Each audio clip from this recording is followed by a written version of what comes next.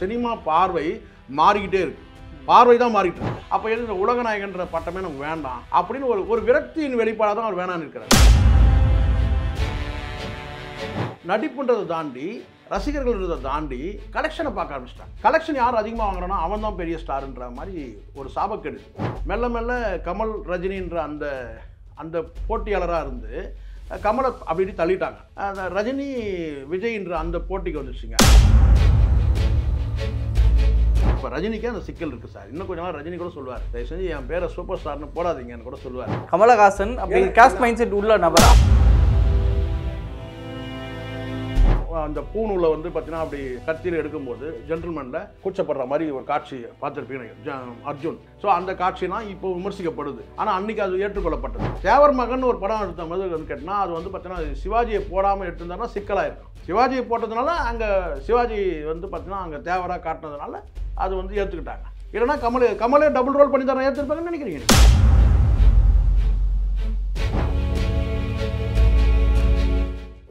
கமலஹாசன் அவர்கள் நேற்று வெளியிட்ட ஒரு அறிக்கை, அதாவது என்னை இனிமேல் வந்து யாரும் உலக நாயகன் சொல்ல வேண்டாம், கலையை விட கலைஞன் பெரிதல்ல, கலைதான் பெரிது அப்படின்னு சொல்லியிருக்கிறாரு. ஏற்கனவே வந்து நடிகர் அஜித் தான் அந்த மாதிரி என்ன தலைன்னு சொல்ல வேணாம்னு சொல்லி இப்போ கமலஹாசனுடைய இந்த அறிக்கையை எப்படி பார்க்கறது? இல்லை, அவருக்கு என்ன விதமான நெருக்கடி வந்ததுன்னு தெரியல. ஏன்னா உலக நாயகன்றது வந்து பார்த்திங்கன்னா அவர் இதை இவ்வளோ காலம் கழித்து சொல்ல வேண்டிய அவசியம் இல்லை. அவருக்கு ஏற்கனவே பல பட்டங்கள் இருக்குது, உங்களுக்கு தெரியும்னு நினைக்கிறேன். முதல்ல காதல் இளவரசன் ஒரு பட்டம் கொடுத்தாங்க. அதுக்கு பிறகு வந்து இதெல்லாம் மக்கள் கொடுக்கறது தான். அதுக்கப்புறம் அவருடைய காதல் ரசங்கள்லாம் வந்து குறையும் போது அப்புறம் காதல் மன்னன் ப்ரொமோஷன் கூட கொடுத்தாங்கன்னு நினைக்கிறேன். காதல் மன்னன் ஜெமினி கணேசன் கொடுத்தாங்க இல்லையா, அந்த மாதிரி காதல் மன்னன் கொடுத்தாங்க. அதுக்கப்புறம் தான் வந்து ஆண்டவர்னு ஒரு பட்டம் கொடுத்தாங்க. அதுக்கு பிறகு தான் வந்து பார்த்திங்கன்னா கடைசியாக வந்து வந்து கலை ஞானின்னு கூட சில ஒரு பட்டம் கொடுத்தாங்க. அதுக்கப்புறம் வந்து உலகநாயகன் சொல்லிட்டு ஒரு கடைசியாக அவருக்கு வச்சுருக்கிற பட்டம் உலக நாயகன். நான் என்ன சொல்கிறேன்னா, இது எல்லாமே மக்கள் கொடுத்து தான். இவங்க எதுவும் படித்து வாங்குகிற பட்டம் கிடையாது. இந்த பட்டங்களை வந்து இவங்க வேணான்னு மறுக்கிறாங்க இல்லையா, அந்த மறுக்கும் போதே இவங்க இதெல்லாம் வந்து ரசிச்சிருக்காங்க ஒரு காலகட்டத்தில் நமக்கு தோணுது. இந்த பட்டங்களை வந்து ரசிக்கிறாங்க அப்படின்னு தோணுது. இப்போ கொஞ்ச நாள் முன்னாடி பெரிய சர்ச்சையாச்சு, இந்த சூப்பர் ஸ்டார்ன்ற அந்த சர்ச்சை வந்து உருவாச்சு. ஸோ இதெல்லாம் யார் கொடுத்தாங்க சூப்பர் ஸ்டார் பட்டம்னு கேட்டால், பைரவி படத்தில் வந்து கலெக்ஷனை வச்சு தானு தான் கொடுத்தாரு அப்படின்னு சொல்லி ரஜினிக்கு கொடுத்தாரு சொல்லுவாங்க. நான் பழைய படங்களை நான் எடுத்து பார்க்குறேன், பிளாக் அண்ட் ஒயிட் படங்களை போய் பார்க்குறேன். அதில் வந்து எங்கேயுமே சூப்பர் ஸ்டார்னு சொல்லவே இல்லை. ஒரு குறிப்பிட்ட காலத்துக்கு பிறகு தான் வந்து ரஜினியை வந்து சூப்பர் ஸ்டார்ன்ற அந்த பட்டம் வருது. அதுவும் கூட வந்து பார்த்திங்கன்னா வந்து ஒரு குறிப்பிட்ட ஈஸ்ட்மன் கலர் காலகட்டத்தில் கடந்த பிறகு, நான் சொல்கிறது இந்த பாட்ஷா படங்களுக்கு பிறகு தான் நான் நினைக்கிறேன் அந்த சூப்பர் ஸ்டார்ன்றதே ரொம்ப அழுத்தமாக பதிவு பண்ணுற மாதிரி நான் பார்க்குறேன். ஸோ இதெல்லாம் ஒரு கட்டத்தில் இவங்க ரசிக்க ஆரம்பிச்சிருக்கிறாங்கன்னு தெரியுது. இந்த பட்டம் வேணான்னு தொடங்கும்போது இது வந்து படித்து வாங்கின பட்டம் கிடையாது. எந்த ஒரு விழாலையும் வந்து அளிக்கிற ஒரு பட்டமளி விழாலையும் கொடுத்தது கிடையாது. இயல்பாகவே வந்த பேர் வருது தான். இதை ஒரு கட்டத்தில் நீங்கள் வந்து அனுமதிக்கிறதோட நோக்கமேன்னு கேட்டால் அப்போ ரசிச்சிருக்கீங்க இந்த பட்டத்தை. ஒரு கட்டத்துக்கு மேலே வந்து கேட்டால் உங்களுக்கே ஒரு அருவருப்பாக இருக்குது இந்த உலக நாயகன் சொல்லி கொடுக்கும்போது. ஏன்னா இப்போ சமீபத்தில் நான் பார்த்த வரைக்கும் கேட்டால் மெல்ல மெல்ல கமல் ரஜினின்ற அந்த போட்டியாளராக இருந்து கமலை அப்படி தள்ளிட்டாங்க. கமல் ரஜினின்ற அந்த போட்டியிலேருந்து எடுத்துகிட்டு ரஜினி விஜய்ன்ற அந்த போட்டிக்கு வந்துச்சுங்க. அதுக்கப்புறம் வந்து கேட்டால் ரஜினி விஜய் 3வது இடம் தான் வந்து அஜித் அப்படின்ற மாதிரி 3வது இடத்துல அஜித் இருக்கிறாரு. இப்போ 4வது இடத்துல யார் இருக்கிறாரு கேட்டால் வந்து பார்த்தீங்கன்னா வந்து சிவகார்த்திகேயன் இருக்கிறாரு. சூர்யாவுக்கும் சிவகார்த்திகேயனுக்கும் வந்து பார்த்தீங்கன்னா ஒரு டஃப் ஃபைட் இருக்குது. இப்படி வந்து கமலை விட்டுட்டாங்க. சரி, கமல் எங்கே இருக்கிறாருன்னு கேட்டிங்கன்னா எங்கேயுமே இல்லை. லிஸ்ட்லேயே வந்து பார்த்தீங்கன்னா கடைசியில் வராரு. ஆனால் உலகநாயகன்ற அந்த பேர் இருக்குது. ஒருவேளை அவருக்கு வந்து கொஞ்சம் உறுத்தலாக இருந்திருக்கும்னு நினைக்கிறேன். அந்த உலகநாயகன்ற அந்த அவருக்கே கொஞ்சம் உறுத்தலாக இருந்து, வேண்டாம்ப்பா எனக்கு எந்த பட்டமும் வேணாம், என்ன நீங்கள் கமலஹாசனாவை விட்டுருங்கன்றதுனால தான் அவர் கேஹெச்னு சொல்லுங்கன்றாருன்னு நான் நினைக்கிறேன். சொல்லிட்டு இதெல்லாம் வந்து ஒரு வகையான என்ன சொன்னால் ஒரு வியாதின்னு நினைக்கிறேன். ஒரு புகழ் வியாதி. இதை நீங்கள் கடந்து போயிடணும். இதை கொடுத்தாலும் நீங்கள் எடுத்துக்கலாம். நீங்கள் வேணால் ஒரே ஒரு விஷயம் செய்யலாம். நீங்கள் கேட்டிங்கன்னா இப்போ நான் கேட்குறேன், உலகநாயகன்றது வந்து மக்கள் மட்டும்தான் சொல்கிறாங்களா? ஒரு தயாரிப்பாளர் படம் வந்து நடிக்கிறீங்க, நீங்கள் டைட்டில் பார்க்க மாட்டீங்களா? இல்ல டைட்டில்ல உலகநாயகன், டைட்டில்ல அரசியலுக்கு உலகநாயகன் வந்துட்டாரு. எப்படி? இப்ப கமலஹாசன் அரசியல்ல இருக்கிறாரு, ரைட்டு கட்சியினுடைய தலைவராக இருக்கிறாரு. இருக்கிறாரு. இந்த நடிகனுங்கிற பிம்பம் நமக்கு ஏதோ ஒரு வகையில ஒரு அச்சுறுத்தலாகவே இருக்குது அப்படிங்கிற உணர்ந்து இந்த பட்டம் வேணாம்னு நினைக்கிறேன். அப்படிலாம் இல்லை. அப்படி பண்ணுறதா தான் ஏன்னு கேட்டிங்கன்னா வந்து அப்போ ஒன்றும் அப்படியே கட்சி வந்து நான் நாளைக்குன்னு ஆட்சி அமைக்கிற மாதிரியா இருக்குது நீங்கள் சொல்கிறது பார்த்தா. அப்படிலாம் கிடையாது. அது ஒரு தடையா இருக்குன்னு நினைக்கிறேன். தடையான்னு கிடையாது. அது தடைனா நீங்கள் எப்போ உணர்ந்துருக்கணும்? அரசியல் கட்சி தொடங்கி எத்தனை வருஷம் ஆச்சு? அப்போல்லாம் உணர்ந்துருக்கணும். இப்ப இன்னொரு நடிகர் வந்துட்டார்ல. அதுதான் இப்போ என்ன சிக்கல் என்னன்னு நான் சொல்கிறேன். இப்போ ரஜினிக்கே அந்த சிக்கல் இருக்குது சார். இன்னும் கொஞ்ச நாள் ரஜினி கூட சொல்லுவார், தயவு செஞ்சு என் பேரை சூப்பர் ஸ்டார்னு போடாதீங்கன்னு கூட சொல்லுவார்.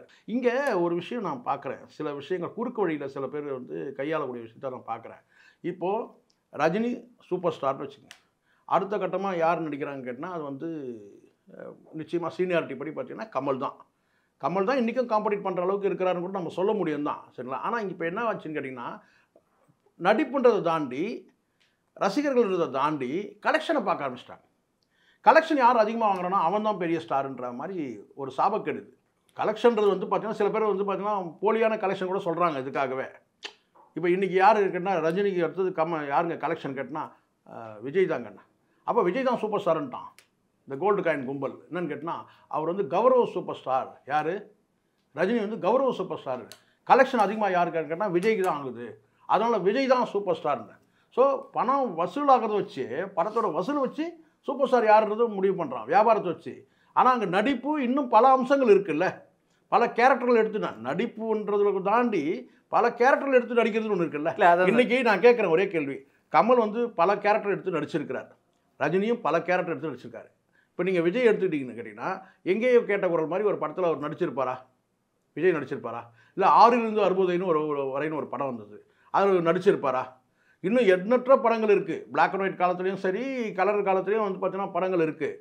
அந்த மாதிரி வந்து இப்போ வந்து கை கொடுக்கும் கைன்னு ஒரு படம், அந்த படத்தை நடிச்சிருப்பார். முள்ளு மலர்னு ஒரு படம் நடிச்சிருப்பார், கை இல்லாமல் நடிச்சிருப்பார், ஒரு கை இல்லாமல் விஜய் நடிச்சிருப்பார். அப்போது இங்கே பலவிதமான நடிப்பில் பரிமாணங்களை காட்டக்கூடியவங்கெல்லாம் புறந்தள்ளப்பட்டு கலெக்ஷன் யார் அதிகமாகுதோ அவன் தான் பெரிய ஸ்டாருன்றான். ஸோ அந்த மாதிரி வரும்போது பார்த்தீங்கன்னா இப்படி பார்க்கும்போது கேட்டால் நடிப்புக்கு இங்கே வேலையே இல்லை, அப்புறம் நடிப்புக்கு இங்கே வேலை இல்லை, கலெக்ஷனுக்கு தான் வேலைன்ற மாதிரி ஆயிடுச்சு. அப்போ அதனால் எனக்கு உலக நாயகன் வேணாம். இப்போ சமீபத்தில் இந்த சிக்கல் வந்து கமலுக்கு தொடர்ந்துக்கிட்டே இருக்குது. இஸ்லாமியர்கள்கிட்ட ஒரு சிக்கல் அவருக்கு இருந்துக்கிட்டே இருக்குது. என்னென்னு கேட்டிங்கன்னா இஸ்லாமியர்கள் எதிரானவர் இவர். இப்போ உதாரணத்துக்கு இப்போ அமரன் படத்துலேயும் அந்த மாதிரி பேர் வந்துச்சு. விஸ்வரூபத்தில் தொடர்ந்தது, அமரன்லேயும் வந்துடுச்சு. மருதநாயகம் படம் விடவே விட்டுட்டார், கைவிட்டார். அற்புதமான படம் வந்து நல்ல படமாக வந்திருக்கலாம். ஆனால் அவர் எடுத்த சில நடவடிக்கைகள் வந்து பார்த்திங்கன்னா வந்து எலிசபெத் ராணியை கொண்டு வந்துட்டு அவர் வந்து அந்த வரவேற்பு கொடுத்தது பெரிய ஒரு எதிர்பார்ப்புலாம் இருந்தது. அதுக்கப்புறம் பார்த்திங்கன்னா அந்த படமே கைவிட்டார். காரணம் கேட்டால் இதுதான். ஸோ இஸ்லாமியர்களுடைய வெறுப்பு வந்து கமலஹாசன் தொடர்ந்துட்டு இருக்கிற மாதிரி அவர் ஃபீல் பண்ணுறாரு. அவர் கேட்டால் அப்போ எது இந்த உலகநாயகன்ற பட்டமே நமக்கு வேண்டாம் அப்படின்னு ஒரு விரக்தியின் வெளிப்பாடாக தான் அவர் வேணான்னு இருக்கிறார். முதல்ல அது வேணான்னு முடிவு பண்ணால் படம் வந்து நல்லா புரிஞ்சுக்கணும். இது ஏதோ மக்கள் சொல்கிறது மட்டுமே கிடையாது சார். நீங்கள் டைட்டில்லே நீங்கள் போடுறீங்க, டைட்டிலே நீங்கள் போடுறீங்க, நீங்கள் பார்க்குறீங்களா இல்லையா? அந்த டைட்டிலில் போடும்போதே நீங்கள் வந்து தவிர்த்துருக்கணும். அது பட தயாரிப்பாளர் இயக்குநர்கள் உங்களுக்கு தெரியாமையா வந்து படம் டைட்டிலில் வந்துடும்.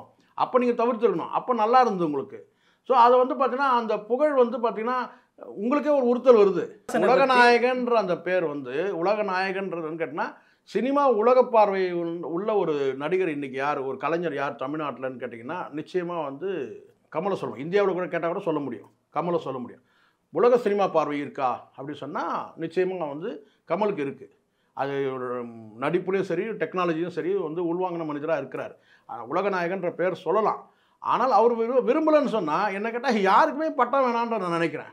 யாருக்குமே வேண்டாம். அதான் சார். இப்போ இன்னொரு விஷயம் என்னென்னா, இப்போ கமலஹாசன் அவர்கள் வந்து அவர் வந்து அதை விரும்பலைன்னாலும் நீங்கள் சொல்கிற மாதிரி தொழில்நுட்ப ரீதியாக நடிப்பு ரீதியாக உலக சினிமா பார்வையிலையும் தமிழ்நாட்டுக்கு அதிகமாக இந்திய சினிமாவுக்குள்ளே கொண்டு வந்தவராகவே கமல் இருப்பார். அந்த வகையில் உலகநாயகன் அப்படின்னு சொன்னாலும் இன்னொரு பக்கம் கமலஹாசன் மேலே இன்னொரு பார்வை வைக்கப்படுது. அவர் வந்து அவருடைய படங்களில் ஒரு பார்ப்பனியத்தை வலியுறுத்துறவராக இருப்பார், ஒரு இஸ்லாமிய வெறுப்பை பேசக்கூடியவராக இருக்கிறார் அப்படின்ற ஒரு பார்வை வைக்கப்படுங்களா?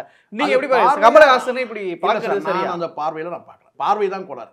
இது வைக்கிறதுமே மணிவண்ணன்ற ஒரு இயக்குனர் தான் வைக்கிறார். இருக்கட்டும் சார், பலரும் ஆராய்ச்சி பண்ணி வைக்கிறாங்க சார். நான் அப்படி பார்க்கல. ஏன் அப்படி சொல்கிறேன்? எனக்கு அந்த பார்வை இல்லைன்ற நான் படமாக இப்போ உதாரணத்துக்கு இப்போ இந்த அமரன் எடுத்துங்களேன். அமரனில் உங்களுக்கே தெரியும் முகுந்த் வரதராஜன் என்ன கேஸ்ட்னு சொல்லிட்டு அந்த ஆராய்ச்சி பண்ணுறாங்க சில பேர். அதில் இருக்கிற சில வசனங்களை வச்சு சொல்லாடல்களை வச்சு இஸ்லாமியர்களுக்கு எதிரான வந்து வன்மத்தை கற்கிறாமல் இருக்காங்க. அவங்க சொல்லக்கூடியவங்க யாருன்றதையும் நான் பார்க்குறேன். இதை சொல்கிறவங்க யார் அப்படின்றதையும் நான் பார்க்குறேன். இந்த பக்கம் வந்து மதுவந்தி இருக்கிறாங்க, அவருடைய சாதியை மறைச்சிட்டாங்கன்னு சொல்லி பேசக்கூடிய மதுவந்திலாம் ஒரு பெரிய ஆள் கிடையாது, பெரிய ஐக்கான் ஒன்றும் கிடையாது, பெரிய அறிவாளி கிடையாது. அதே மாதிரி இங்கே வந்து விமர்சிக்கிறவங்களையும் நான் பார்க்குறேன். நான் பார்க்குறது என்னன்னு கேட்டிங்கன்னா, நான் முகுந்த் வரதராஜன்ற ஒரு சோல்ஜர், ஒரு இராணுவ வீரனுடைய அந்த உயிர் தியாகத்தை நான் படமாக நான் பார்க்குறேன், அவ்வளோதான். சினிமா வட்டாரத்திலே சில இயக்குநர்கள் எடுத்து பேசுகிறாங்க, இது வந்து சாதிய வன்மம் அதில் இருக்குது, இப்போ சில பேர் மேற்கோள் காட்டி சொல்கிறாங்க, அந்த கடந்த காலத்தில் வந்த சில ஒரு வசனத்தை கூட எடுத்து பேசுகிறாங்க.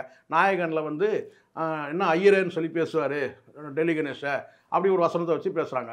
இங்கே வெவ்வேறு காலகட்டத்தில் வேறு சிக்கல் இருக்குது சார். இப்போ நீங்கள் உதாரணத்துக்கு எடுத்தீங்க, கொஞ்ச நாள் முன்னாடி ஜிவி பிரகாஷ் வந்து கேட்டால் சண்டாலின்னு ஒரு பாட்டு நீங்கள் பார்த்துருப்பீங்க. சண்டாலின்னு சொல்லிட்டு ஒரு பாடலே இருக்குது. அந்த பாடலை இப்போ எடுக்க முடியாது. ஒரு 5 வருஷத்துக்கு முன்னாடி வந்த படம் தான் அது, பாடலே இருக்குது, சண்டாலினே இருக்குது. இப்போ நீங்கள் சண்டாலின்ற வச்சு நீங்கள் வந்து பார்த்தா நீங்கள் அந்த பாட்டை வந்து நீங்கள் ஒரு படமாக எடுக்க முடியாது. இப்போது அதே காட்சி பதிவாக்க முடியாது. அப்படி இருக்குது இங்கே சினிமா, இங்கே தமிழ் சினிமா, அது சங்கர் படம்னா இருக்கட்டும். இப்போ சங்கர் உங்களுக்கு தெரியும் நினைக்கிறேன், அந்த பூணூலில் வந்து பார்த்தீங்கன்னா அப்படி எடுக்கும்போது கத்தியில் எடுக்கும்போது ஜென்டில்மேனில் அவர் வந்து ஒரு கூச்சப்படுற மாதிரி ஒரு காட்சி பார்த்துருப்பீங்க, அர்ஜுன் இருக்கும். ஸோ அந்த காட்சிலாம் இப்போ விமர்சிக்கப்படுது. ஆனால் அன்னைக்கு அது ஏற்றுக்கொள்ளப்பட்டது. பார்வை வந்து இங்கே சினிமா பார்வை மாறிக்கிட்டே இருக்கு, பார்வை தான் மாறிட்டு இருக்கு. இங்கே பார்வையாளர்கள் வந்து பார்த்தீங்கன்னா வந்து ஒரே மாதிரியான பார்வையாளர்கள், வெவ்வேறு காலகட்டத்தில் பார்வையாளர்கள் அதே நான் சொன்னேங்க, இதே இந்த இன்னைக்கு விமர்சிக்கிற நபர்கள் எல்லாருமே 10 வருஷத்துக்கு முன்னாடி அந்த படத்தை பார்த்தவங்க தான்.